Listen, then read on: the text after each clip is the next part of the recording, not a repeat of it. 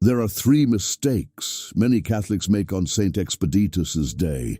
Three mistakes that, according to Padre Pio, shut the doors of miracles on this day. Three mistakes you must avoid. And the most dangerous part? Most of the people making them have no idea. Not because they are careless, not because their faith is small, but because these mistakes do not look like mistakes. They look like caution, like humility, like common sense. And while they look like all of those things, the door stays open, the miracle stays blocked, and the enemy stays exactly where he wants to be. Padre Pio did not discover these patterns in a book. He saw them face to face. In the confessional for 50 years, he watched devoted Catholics arrive at San Giovanni Rotondo, people who prayed, who fasted, who showed up on every feast day with a real heart and a real need, and leave the same way they came. Not because God was absent, because something in the way they prayed was giving the enemy the foothold he needed. He had eyes that saw what other men could not see, eyes that had looked directly into the demonic during the attacks that left bruises on his body every single morning. And what those eyes saw, again and again, was not a lack of faith in the people who came to him. It was three specific cracks, three precise points where devoted souls, on the most powerful feast days of the year, including this one, were unknowingly handing the enemy a key. Today I am going to name those cracks, one by one, without softness, because the enemy's greatest advantage is not his power, it is your ignorance of his method. The moment you see the crack, you can close it. The moment you name the mistake, it loses its grip. Stay with me through this entire video. Do not stop at the prayer, because the door the enemy is using in your home is somewhere in what we are about to say. Today is the day it closes. Here is the first mistake, and it is the one that hides best, because it doesn't look like a mistake at all. It looks like wisdom. It looks like discernment, like patience, like humility even.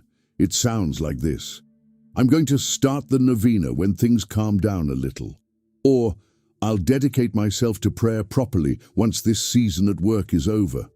Or the most dangerous one of all: I'm waiting for a sign. When God shows me it's time, I'll know. That voice sounds reasonable. It sounds responsible. And that is exactly why Padre Pio called it one of the enemy's most effective disguises. He did not call it patience. He called it the pact of waiting, and he said it was a pact that the soul makes with the enemy without ever realizing it has signed anything. Think about what a pact of waiting actually does. It takes your faith, real faith, alive faith, and places it in a box labeled later. And the longer it stays in that box, the more it starts to feel like the box is where it belongs. Padre Pio saw this in the confessional day after day, for decades. People would come to him weeping, not because they had stopped believing, but because they had believed for years without movement, without breakthrough. And when he would ask them, quietly, firmly, when did you last pray with urgency? The silence that followed told him everything. Grace does not wait for ideal conditions. Grace responds to readiness. And readiness is not a feeling. It is a decision. Saint Expedite was a Roman soldier, a commander. In the heat of battle, a soldier who waits for the perfect moment to act is a soldier who dies waiting. The battlefield does not slow down for your comfort. It moves, and you either move with it or you are left behind. That is why this saint holds the cross with the word Hodie, today, carved into it, not as a suggestion, as a command, as the battle cry of a man who understood that the window of grace, like the window of war, does not stay open indefinitely. Now, let me be precise about what this mistake looks like in your daily life. You have a child who has walked away from the church. You have been meaning to start praying a specific novena for them, but you're waiting until you finish the one you're already on, or until you understand it better. or until the family situation is less tense. You have a financial problem that is pressing, real, urgent, and yet the rosary beads sit on the nightstand, untouched, because you're exhausted, and you tell yourself tomorrow morning, with a clear head. You have felt, and you know you have felt, a pull toward deeper prayer, a hunger, something inside you that recognizes it is time to fight back. And something else, quieter, slower, heavier, that keeps suggesting, not yet. That second voice is the crow. And every not yet is another day the miracle sits in the room next door while you live as if it is somewhere far away. The correction is not complicated. It is not a three-step program. It is a single act of spiritual violence against the spirit of delay. You pray now, not perfectly, not calmly, not with every candle lit and every condition met. You get on your knees, or you stay in your chair wherever you are, and you pray with the urgency that your situation actually deserves. Because the truth Padre Pio understood, the truth this saint was martyred defending, is this: spiritual urgency attracts divine urgency. The moment you stop treating your miracle like something that can wait, heaven stops treating it like something that can wait. The crow screams, tomorrow. The soldier answers, today. Which voice are you going to listen to? Now we go deeper. Because this second mistake is not about delay. It is about the condition of the heart when it finally does pray. And it is far more common than anyone wants to admit. It goes like this. You light the candle. You kneel down, you pray with genuine emotion, and inside that prayer, almost without noticing, you make a deal. Saint Expedite'S, if you obtain this grace for me, I will spread your devotion. I will post about it. I will tell everyone I know. Or sometimes it's quieter than that, just a whisper in the back of the mind. If this works fast, I'll stay faithful. If it takes too long, I don't know. That is the second mistake. And Padre Pio named it with precision. He saw people arrive at San Giovanni Rotondo, having made promises to God, to the Blessed Mother, to the saints. Promises that were real when the crisis was at its worst. Promises that had already started to feel negotiable by the time the crisis eased. He would look at them and say, without softness, you came to God as a merchant, and God is not a merchant. Think about who Saint Expedite'S actually was. Before he was a saint, he was a soldier, a Roman officer. And in that world, the single quality that meant everything, the quality that separated the men who lived from the men who died, was loyalty. Not talent, not strength, loyalty. The soldier who held his position when it cost him something. The soldier whose word meant the same thing at midnight as it did at noon. When you approach this saint with a conditional promise, I will honor you if, you are speaking to a soldier in the language of a merchant. And the disconnect is not small. But here is what makes this mistake spiritually dangerous, beyond just the broken promise. The enemy uses that condition, that if, to plant a seed of doubt so precise it is almost surgical. Because the moment your prayer contains a hidden condition, it also contains a hidden exit. And the moment there is a hidden exit, the enemy can whisper, it's taking too long. Maybe it isn't working. Maybe you don't have to follow through after all. That whisper is not doubt about the saint. It is a crack in your own commitment. And the enemy lives in cracks. Padre Pio experienced this firsthand, not in the souls of others, but in his own spiritual warfare. The demonic attacks he endured for decades were never frontal assaults on his belief. They were precise, targeted strikes against his commitment, his perseverance, his willingness to keep holding the post when everything in the natural world said to let go. He held every single night, not because he felt strong, not because it was easy, because a soldier does not abandon his post based on how he feels. A soldier holds because holding is who he is. That is the model for how you venerate Saint Expedite'S, not as someone you are hiring for a job, as someone whose example you are choosing to follow. You make your promise before the miracle, not as payment for the miracle. You fulfill it regardless of the timeline, because the timeline belongs to God, and your faithfulness belongs to you. When you pray this way, something changes in the atmosphere of that prayer. There is no hidden exit. There is no crack for the enemy to widen. There is only a soul that has decided, fully, without conditions, to trust. That kind of prayer is not easy to block. The enemy has no leverage on a heart that has already surrendered the outcome. A merchant negotiates, a soldier commits. Which one are you bringing to this saint? This is the one nobody talks about. Not in the homilies, not in the prayer groups, not in the devotional books. Because it touches something personal, something sitting right now in your home, maybe in your bedroom, maybe in your wallet, maybe on a shelf you pass every single morning without thinking about it. And this is the mistake that does not just block your miracle. It opens a door. Here is what it looks like. You have your image of Saint Expedite'S. You have your crucifix on the wall. You have your rosary. And somewhere nearby, not instead of those things, but alongside them, there is something else, an amulet. A stone someone gave you that is for protection.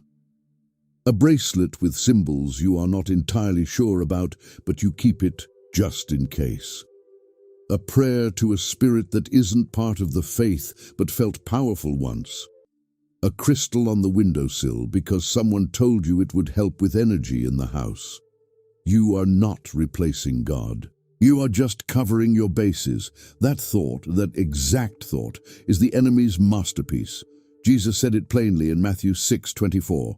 No one can serve two masters. Either he will hate the one and love the other, or he will be devoted to the one and despise the other. He was not speaking only about money. He was speaking about the architecture of the soul, about what you actually trust when the night is dark and the fear is real. You cannot build a fortress with two different sets of blueprints. The walls will not hold. Padre Pio was ferocious about this, not soft, not diplomatic, ferocious. He would refuse confession to people who had not removed objects of occult practice from their homes. Not because he was harsh, because he understood something the modern world has almost entirely forgotten, that the spiritual realm is not metaphorical. It is not symbolic.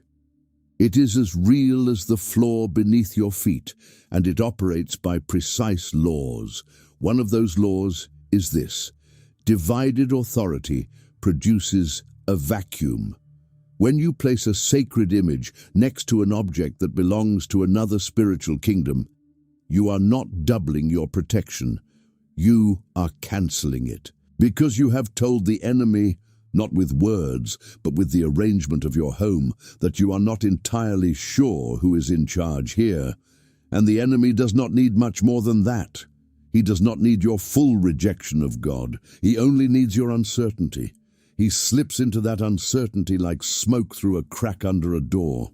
And once he is inside that uncertainty, he goes to work slowly, quietly, methodically, planting the thought that when your prayer was not answered quickly, perhaps it was the amulet that was protecting you, not the saint. Perhaps the stone was doing something after all. Perhaps faith alone is not quite enough. That is how the glory of God gets stolen from your own answered prayers. The miracle comes, and the enemy makes sure you are not entirely certain who sent it. This is why Padre Pio said, "You cannot serve two masters in your home any more than you can serve two masters in your heart."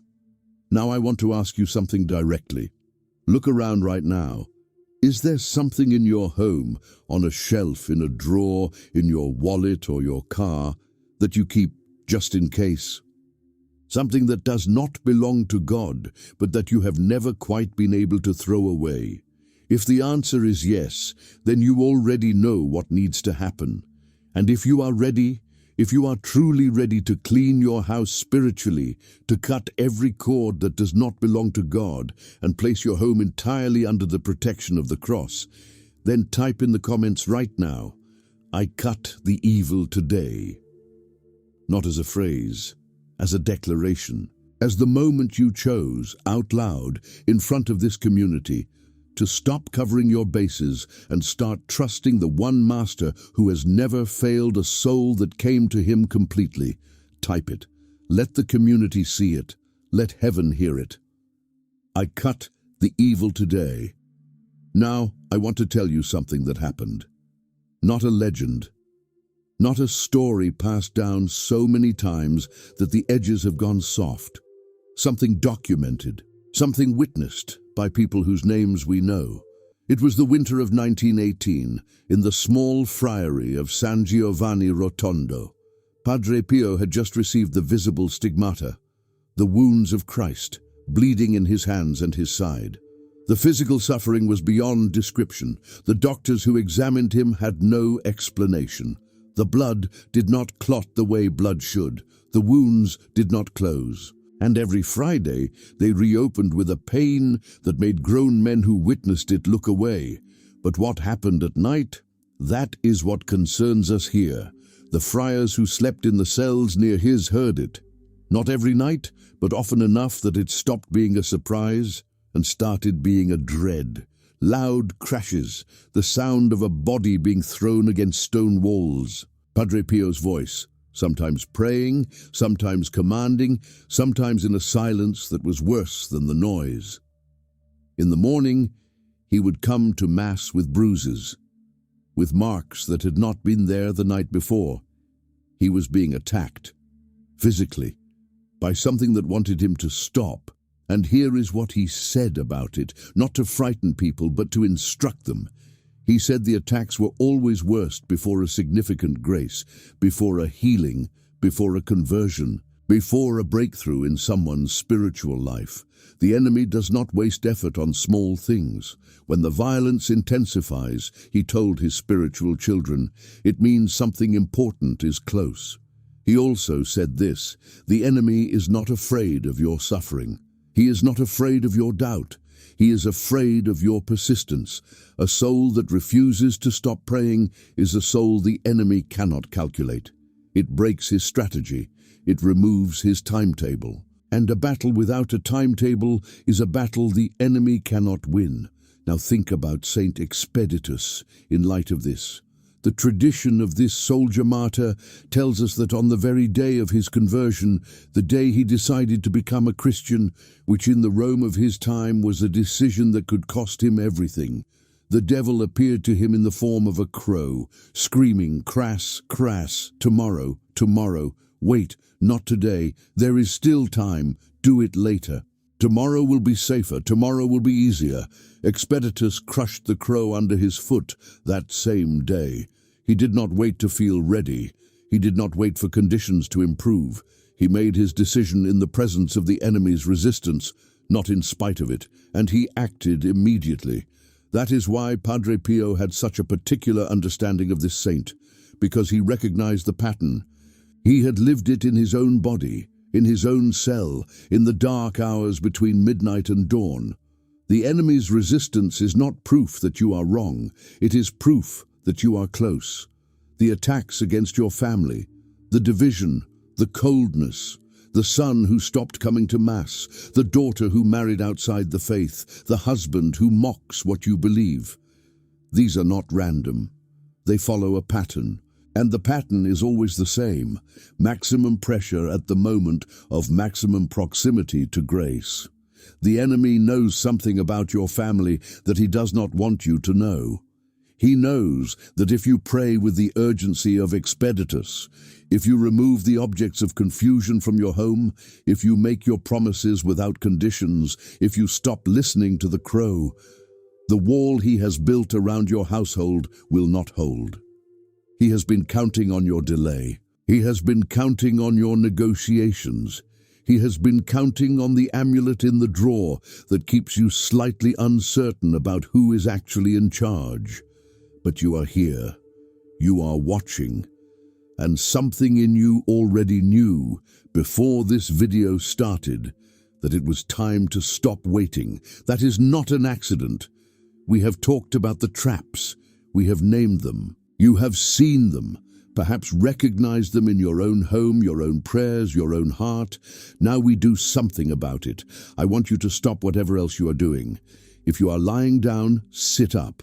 If you are sitting, place both feet on the floor.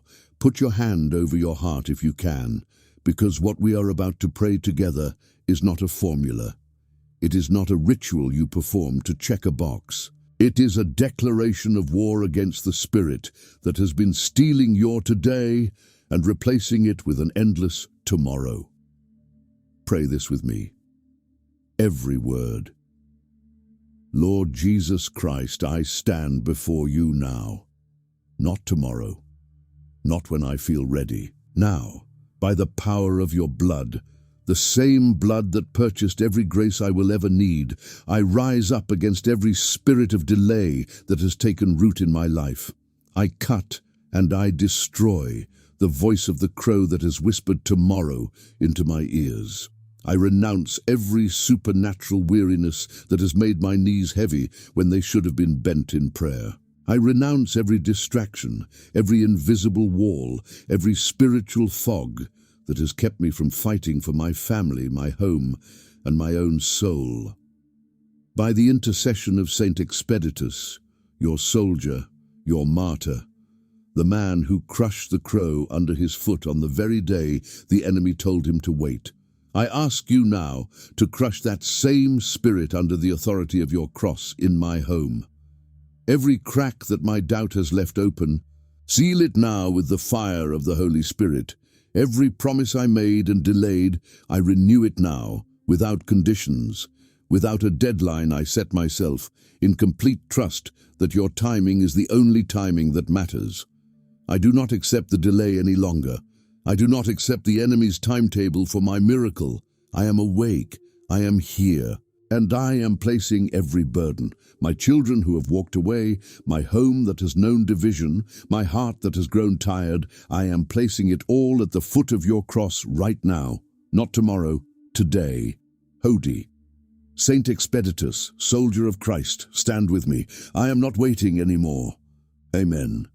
If you prayed that with me, if those words came from somewhere real inside you and not just from your mouth, then something shifted just now. Not because of the words themselves, but because God acts when a soul stops negotiating and starts trusting. Padre Pio used to say that the prayer that moves heaven is not the longest prayer or the most beautiful prayer. It is the prayer that costs you something, the prayer you pray when you are tired, and the answers have not come yet, and you choose to get on your knees anyway. That is the prayer Saint Expedite'S recognizes, because that is exactly the prayer he lived. Now I need to tell you something important, something Padre Pio understood that most people never hear in a Sunday homily. What we did in that prayer, that was real. Do not let anyone tell you otherwise. The declaration you made, the cords you cut, the door you closed, those were real spiritual acts with real spiritual consequences. But here is the truth that the enemy is hoping you never hear. A bandage stops the bleeding today.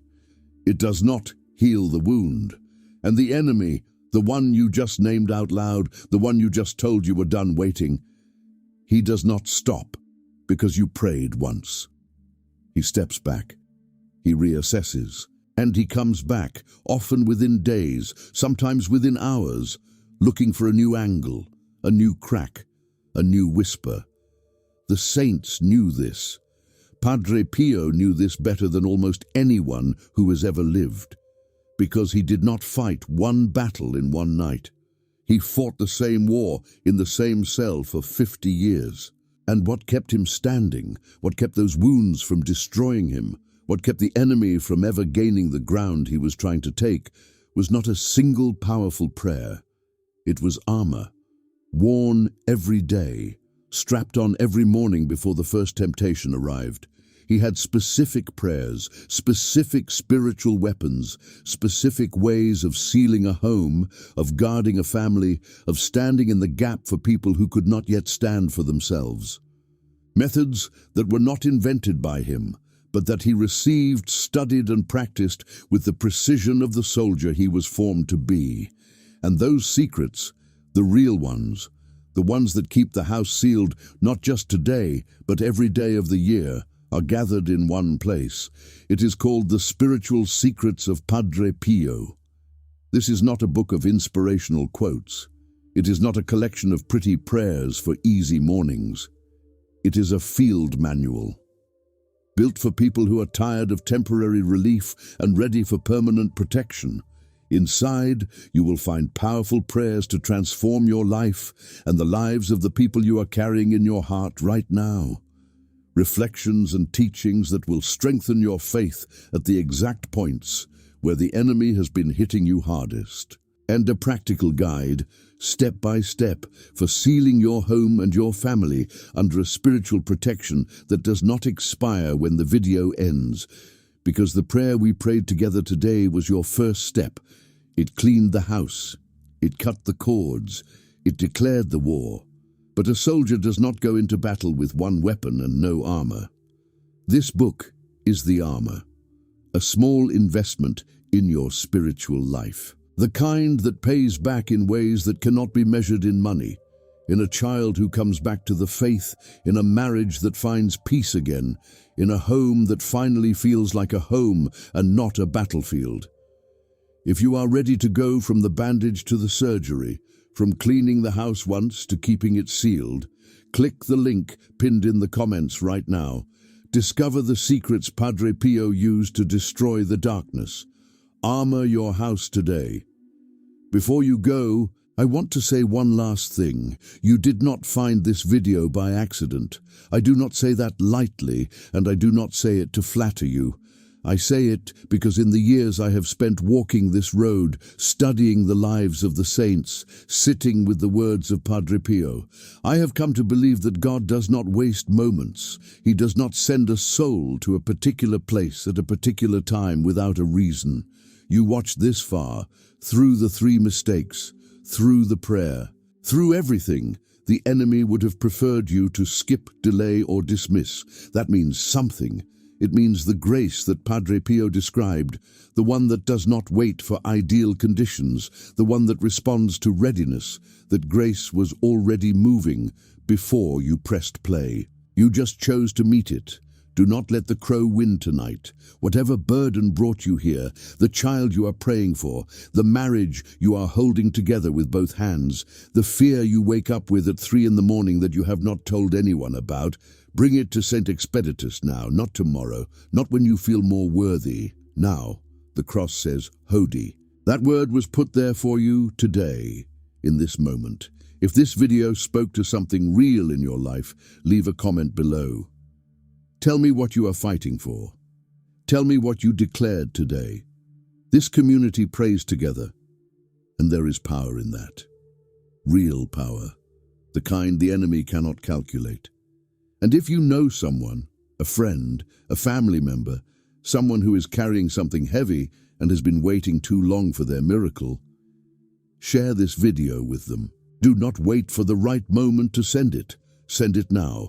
Let them hear the word Hodi too. Like this video if you want to keep this message reaching the people who need it. Subscribe and ring the bell so you do not miss what is coming next.